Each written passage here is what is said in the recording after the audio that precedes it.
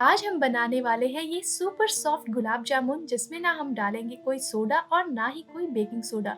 फिर भी ये बिल्कुल इसी तरह से सॉफ्ट और जूसी बन के रेडी होंगे। ये देखिए, मैं आपको पास से दिखा रही हूँ कितने ज्यादा जूसी हैं। तो आइए फ्रेंड्स, इसकी रेसिपी शुरू करते हैं। हेलो एवरीवन, कैसे हैं आप सब। मैं हूँ शालिनी और आप सभी का फिर से स्वागत है स्वादिष्ट सफर में। आइए इस रेसिपी को शुरू करते हैं। रेसिपी पसंद आए तो चैनल को सब्सक्राइब कीजिएगा, वीडियो को लाइक कीजिएगा और बेल आइकन जरूर क्लिक कीजिएगा फ्रेंड्स, ताकि मेरे आगे की वीडियोस की नोटिफिकेशन अब आपको मिल सके। और thank you to all my subscribers जिन्होंने मुझे इतना सपोर्ट किया। तो आइए अब रेसिपी को शुरू करते हैं। सबसे पहले मैंने यहाँ पे ले लिया है खोआ यहाँ पे हम 200 ग्राम लेंगे और बिल्कुल सॉफ्ट खोआ, ये घर का खोआ है। आप अगर मार्केट का यूज कर रहे हैं तो उसे गैस पे थोड़ा सा सॉफ्ट कर लीजिएगा।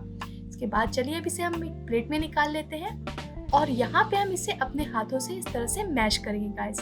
बिल्कुल पाम के हेल्प से आप इस तरह से इसे मैश करें।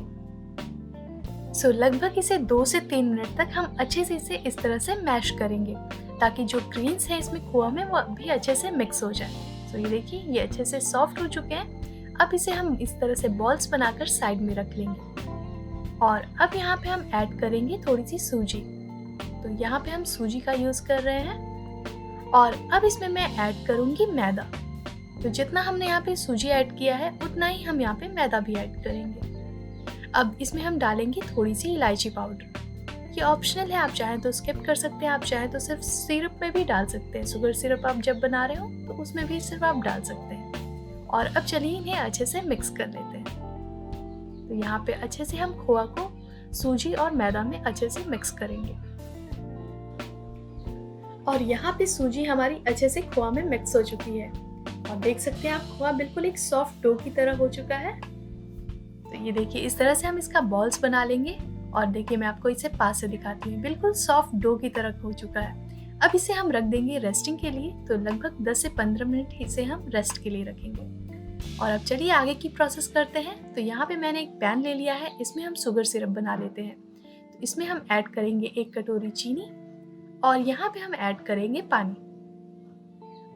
और अब इसमें हम ऐड करेंगे इलायची और केसर। केसर यहाँ पे ऑप्शनल है गाइस, आप चाहें तो स्किप कर सकते हैं। और अब चलिए इसे बॉईल कर लेते हैं। बिल्कुल इस तरह से हम स्टर करते रहेंगे जब तक हमारी चीनी अच्छे से मेल्ट ना हो जाए। यहाँ पे लगभग 3 से 4 मिनट हो चुके हैं गाइस, चीनी हमारी अच्छे से मेल्ट हो चुकी है। इसे लगभग 5 मिनट और हम इस तरह से कुक करेंगे। और यहाँ पे हमें कोई एक तार की चाशनी नहीं बनानी है गाइस, बिल्कुल इस तरह से हल्का सा चिपचिपा हो चाशनी, तो हमारी चाशनी बिल्कुल रेडी है। इसे अब चलिए साइड में रखते हैं और अब आगे की प्रोसेस कर लेते हैं। यहाँ पे मैंने फिर से खोआ ले लिया है, जिसे मैंने कवर करके 10 मिनट तक रखा था रेस्ट के लिए। और अब चलिए इसके बॉल्स निकाल कर हम यहाँ पे गुलाब जामुन रेडी करते हैं। तो देखिए, बिल्कुल बॉल साइज का मैंने यहाँ पे डो ले लिया है। इसे अपने हाथों में इस तरह से रब करते हुए स्मूथ कर लेंगे। और आप चाहें तो अब यहाँ पे आप कोई भी शेप दे सकते हैं। मैं इसे इस तरह से थोड़ा लंबा शेप दे रही हूँ। आप चाहें तो इसका राउंड शेप भी बनाकर यहाँ पे रेडी कर सकते हैं। और अब चलिए इसी तरह से हम सारे यहाँ पे गुलाब जामुन बनाकर रेडी कर लेंगे।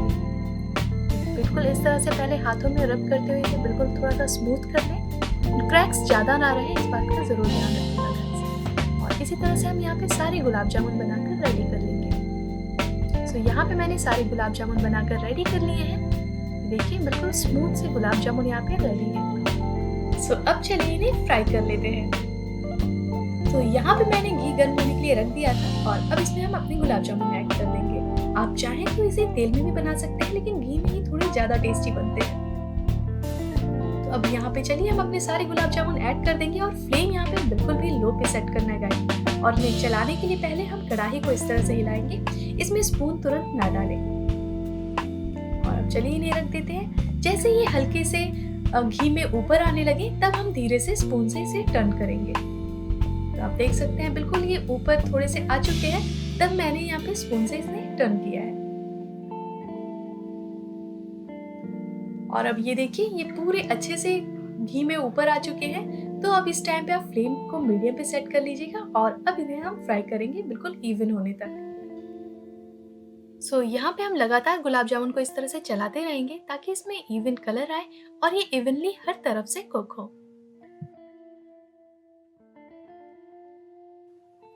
लगभग 1 मिनट इसे और हम कुक करेंगे ताकि ये थोड़ा और अच्छे कलर में आ जाए।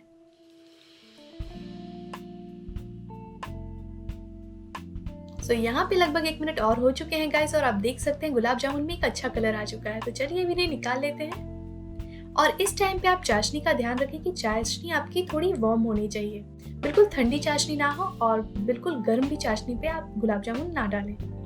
चलिए इन्हें सारी निकाल कर हम चाशनी में डाल देते हैं। और यहाँ पे मैंने दूसरा बैच भी डाल दिया है गुलाब जामुन का, इन्हें भी हम इसी तरह से कुक कर लेंगे। और अब ये गुलाब जामुन भी अच्छे से फ्राई हो चुके हैं, तो चलिए इन्हें भी निकाल लेते हैं। और मैंने यहाँ पे सारे गुलाब जामुन को चाशनी में इस तरह से डिप कर दिया है। अब इसे हम 15 मिनट तक यहाँ पे रहने देंगे।